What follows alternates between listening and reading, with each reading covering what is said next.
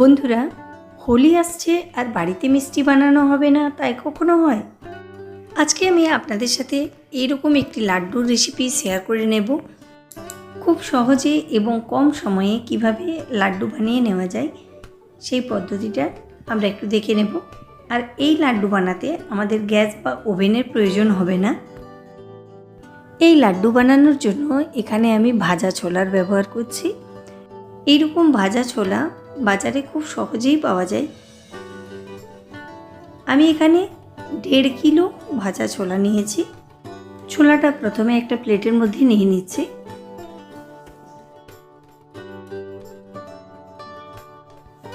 প্রথমে আমি 2টো প্যাকেট বের করে নিচ্ছি।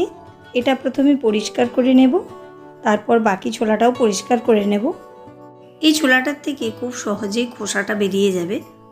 হাত দিয়ে এভাবে রগড়ে দিলেই খুব সহজেই খোসাটা বেরিয়ে যাবে। পুরো ছোলাটা খোসা ছাড়িয়ে নিয়ে ভালোভাবে পরিষ্কার করে নিয়েছি।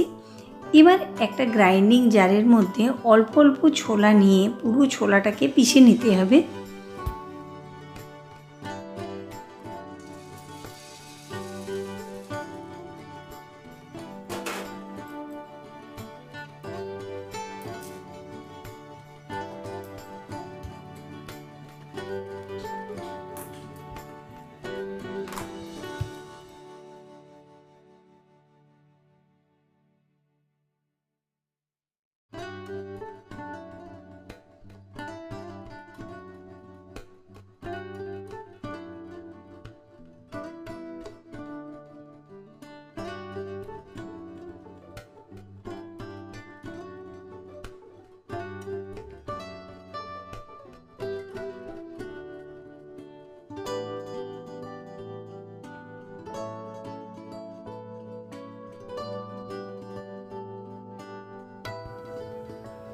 কলাইটা পিষে নিয়ে এইভাবে একটা চালনির সাহায্যে অথবা একটা স্ট্রেনারের সাহায্যে চেলে নিতে হবে, যাতে করে কলাইটার মধ্যে যদি কোনো মোটা দানা থেকে থাকে সেটা আমরা আলাদা করে নিতে পারি।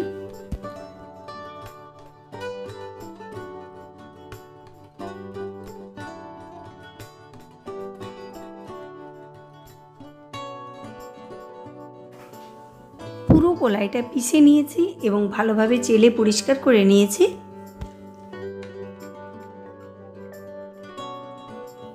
এবার গ্রাইন্ডিং জারের মধ্যে 2 বাটি চিনি নিয়ে নিচ্ছি। এখানে প্রায় 500 গ্রাম চিনি ব্যবহার করছি। চিনিটাও পিষে রেডি করে নিয়েছি। আর কিছুটা ঘি নিয়েছি।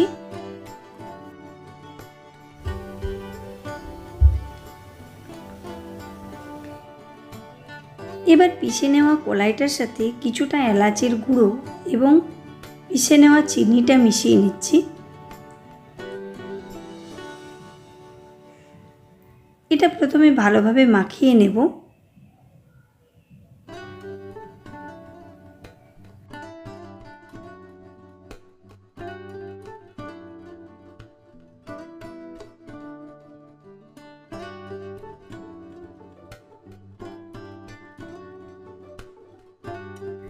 আমি যে চিনিটা পিষেছিলাম সেটা থেকে কিছুটা কম পরিমাণ চিনি এখানে ব্যবহার করলাম। প্রয়োজনে আমি চিনিটা পরে আরও ব্যবহার করে নেব।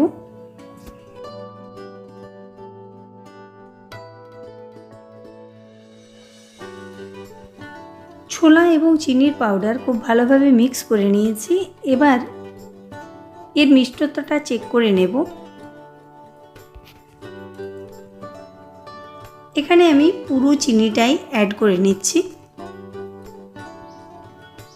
ছোলা এবং চিনির পাউডার খুব ভালোভাবে মিক্স করে নিয়েছি। এবার এখানে যে ঘিটা নিয়েছি এই ঘিটা একটু একটু করে এখানে মিশিয়ে নিয়ে ভালোভাবে মাখিয়ে নেব এবং লাড্ডুর জন্য একটা ডো তৈরি করে নেব।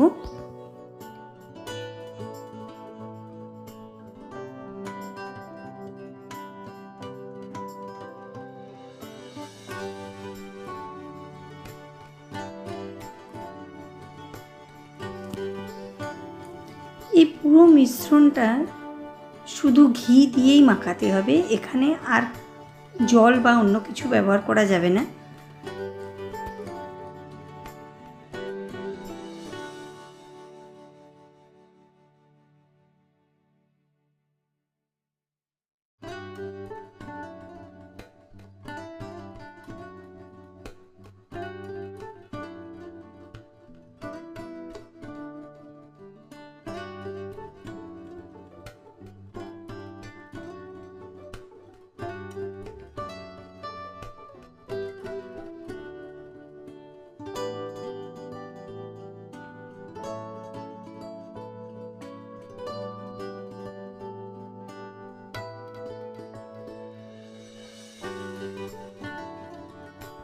এখানে আমি 500 গ্রাম ঘি নিয়েছিলাম, পুরো ঘিটাই এখানে ব্যবহার করে নিয়েছি।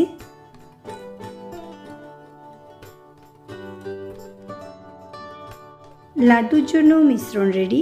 এবার এই মিশ্রণটা থেকে লাড্ডুগুলো বানিয়ে নেব।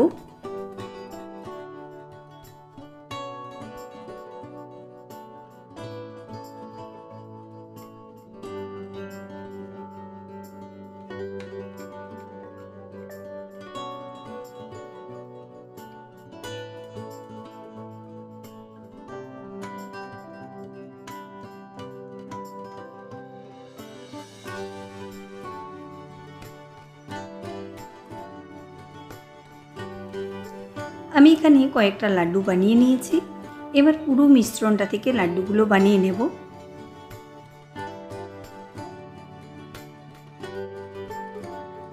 বেসন লাড্ডু বা ছাতুর লাড্ডু রেডি। লাড্ডু বানানোর জন্য আমি এখানে ভাজা ছোলা ব্যবহার করলাম।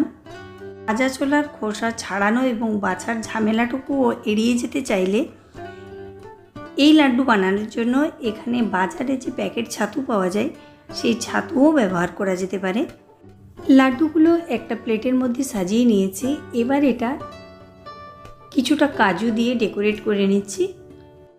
বেসন লাড্ডু খেতে অনেকেই ভালোবাসেন, কিন্তু বেসন লাড্ডু বানানোর একটা ঝামেলা হয় কি, যে বেসনটা ভাজার সময় কোনো গোলমাল হয়ে গেলে, বেসনটা বেশি ভাজা হয়ে গেলে তেতো লাগবে, আর বেসনটা যদি ভাজা কম হয় সেক্ষেত্রে লাড্ডুটার মধ্যে বেসনের কাঁচা গন্ধ আসবে।